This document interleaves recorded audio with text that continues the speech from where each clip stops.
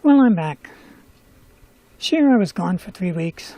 It's kind of what happens when your computer dies and you have to back up the hard drive and try and rescue it. Okay, but anyways, that being said, here I am. Michael Goodwin in the New York Post is talking about the impeachment issues that are going on and how it is total Groundhog Day again because we just went through 2.5 years of Russia hoaxes and now they want to shove down everyone's throat this Ukraine thing. And he goes through here piece by piece of how that may not be so simple, which is why it's not unfolding the way that some had hoped. Nancy Pelosi knew all along it wouldn't work. That's why she fought it off. But what I want to get to is something a little bit more deep and a little bit more future thinking.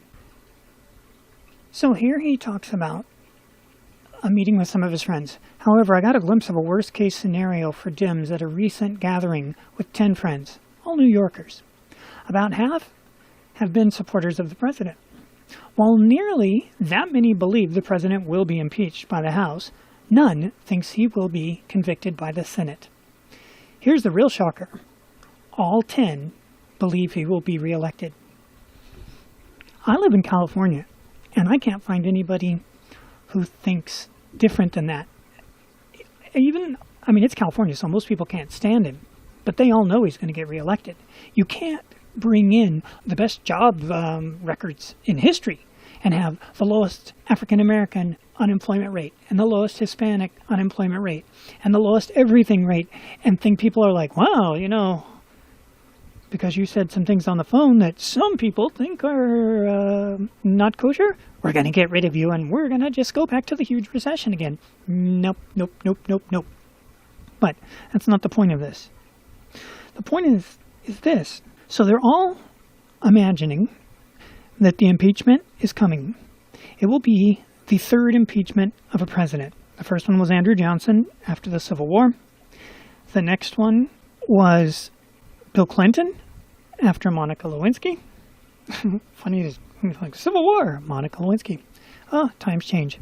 But it gets even more ridiculous. And third will be Trump after a phone call. See how the standards have just so shifted? Civil War, Monica Lewinsky, phone call. And that's my point. That is my point. Because while Johnson was impeached, went to the Senate and they said, nah, it'll be fine. We're not going to get rid of him. And then it went to Clinton and they said, nah, it'll be fine. We're not going to get rid of him. Everybody knows. When Trump gets to the Senate, they're going to go, no, and why did you bother us with this? Go away, go away. No, it'll be fine. He's staying. Now you're thinking, well, what about Nixon? Nixon wasn't impeached. Didn't happen. Got close, but it didn't. His loss, he should have stayed and fought. He really should have stayed and fought. Everybody else did, and everybody else won. I don't think he knew that, though. Anyway,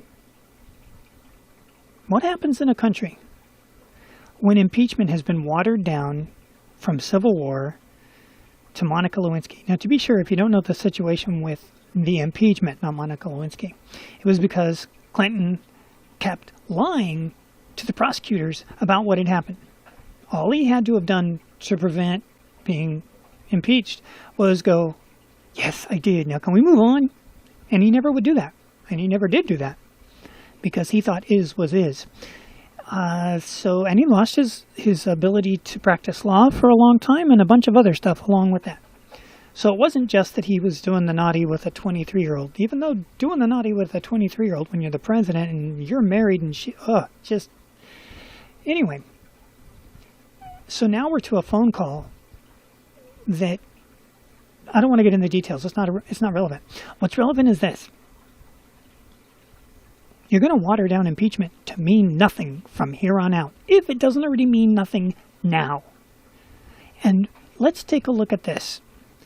Censuring in the United States. Censure is a format of public group condemnation of an individual, often a group member, whose actions are counter to the group's acceptable standards for individual behavior. In the United States, governmental censure is done when a body's member wishes to publicly reprimand the President of the United States or or a member of Congress or a judge in its formal statement of disapproval. Now, censure, like impeachment, used to be a really big deal. In fact, if you go in here and you look, only one president was ever censured, and it was Andrew Jackson. But you didn't know that, did you? So it really, in the long run, didn't matter. Jackson didn't know that. Senatorial censures. In the history of the United States, 10 U.S. senators have been censured.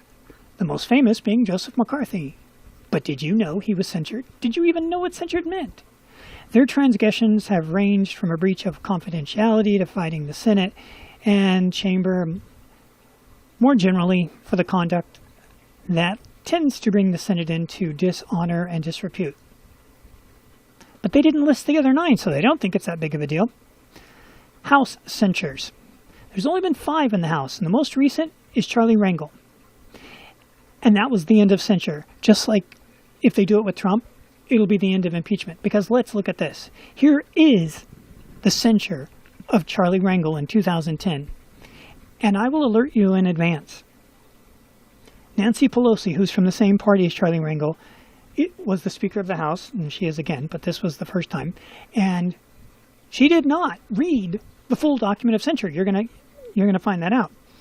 So here he was being censured, and she didn't even actually censure him. But listen to how Nancy Pelosi, a Democrat, talks to another Democrat who's being censured because he broke the law all over the place with tax evasion. And they couldn't stand it. Okay. Watch. Will the gentleman from New York, Mr. Rangel, kindly appear in the well? She had to say gentlemen. She didn't have to say kindly. Now listen to what she says. She's going to say that she's supposed to read the censure, then she won't do it. By its adoption of House Resolution 1737, the House has resolved that Representative Charles Rangel of New York be censured, that Representative Charles B. Rangel forthwith present himself in the well of the House for the pronouncement of censure, that Representative Charles B. Rangel be censured with the public reading of this resolution by the Speaker, and that Representative Rangel pay restitution to the appropriate taxing authorities of the U.S. Treasury for any unpaid estimated taxes outlined in Exhibit 066 on income received from his property in Dominican Republic and provide proof of payment to the committee. And that's it. That's what it is to be censured. That's it. No going to jail. No anything. That's it. But then, because Nancy Pelosi and Charlie Rangel are both Democrats, watch what she let happen next. As if that wasn't the death knell of censure having any impact at all. Watch what happened next. The gentleman from New York has unanimous consent to address out. Oh, another note. Did you notice how you could hear everybody except her? I don't think that was an accident either.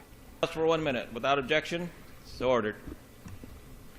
I fully recognize that constitutionally that this body has the full jurisdiction to determine the conduct of one of his members. My predecessors suffered because they didn't allow him to be a member before they decided that he should be expelled. But notwithstanding that, we do know that we are a political body, and even though it is painful to accept this vote, I am fully aware that this vote reflects perhaps the thinking not just of the members, but the political tide and the constituency of this body. Having said that, and having my opportunity to do what I wanted to do initially, and that is to make certain that this body and this country would know that at no time has it ever entered my mind to enrich myself or to do violence to the honesty that's expected of all of us in this House. I think that has been proven, and that has been what I've been asking for, and that's why I've admitted to mistakes and was prepared to do what I've done. I understand that this is a new criteria and a breakthrough in order to teach somebody a higher lesson than those that in the past have done far more harm to the reputation of this body than I. But I just would want all of you to know that in my heart, I truly feel good. It's not all the... He was just censured, and in his heart, he truly feels good because he knows other people have done far worse than him. I didn't do nothing. commitments that I made to God in 1950. A lot of it has to do with the fact that I know in my heart that I'm not going to be judged by this Congress. But he was just judged by the Congress, and he faced censure, and he doesn't care. But I'm going to be judged by my life, my activities, my contributions to society, and I just apologize for the awkward position that some Awkward. of you that are in. It's their fault because they feel awkward. But at the end of the day, as I Oh, God, end of the day. 9 years ago, and we're still saying that like way too much. started off saying, compared to where I've been, I haven't had a bad day since. Compared to where I've been, I haven't had a bad day since. And they spelled since wrong on the caption. So he was just censured. He's like, I haven't even had a bad day. Thank you. Thank you. And they applaud him. And they applaud him. And ladies and gentlemen, that's what's going to happen. That is why censure means nothing, and that's exactly what's going to happen to impeachment. You can't keep crying wolf without a wolf, because people will recognize you're full of wolf. It's no different with New York Times after they did the Kavanaugh thing on the year anniversary. Wolf, wolf, wolf. Dude, there's not even a kitten around.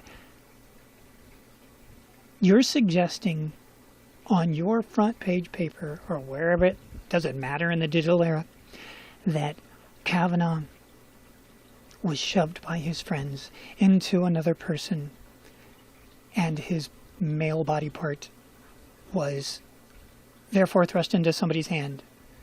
Not really sure how you can work out the logistics on that, but whatever. And then, after that was published, it was revealed, thanks to Molly Hemingway, for so many things, but thanks to her for saying, excuse me, I read the book, and at the end of the book, you happen to mention this, the woman who... Molly Hemingway sounds nothing like that, by the way. The woman who you are saying who had her hands full, she says, I don't remember, and I do not know what you people are talking about. Again, Molly Hemingway sounds nothing like that. Impeachment is about to mean nothing forevermore. We will be living in a country that has taken censure and destroyed it, and we will be taking a country where impeachment was supposed to be the biggest bugaboo, and we've turned it into, well, let me go to the microphone after you're done with your impeachment so I can go, no, I'm feeling good. And then you can all applaud me. And don't be surprised if that doesn't happen. This is where we are. This is what, by the way, did I mention Charlie Rangel and Nancy Pelosi were Democrats? This is what the Democrats did to censoring. This is what Nancy Pelosi is doing 9 years later with impeachment. There's her mark on history. Thank you very much.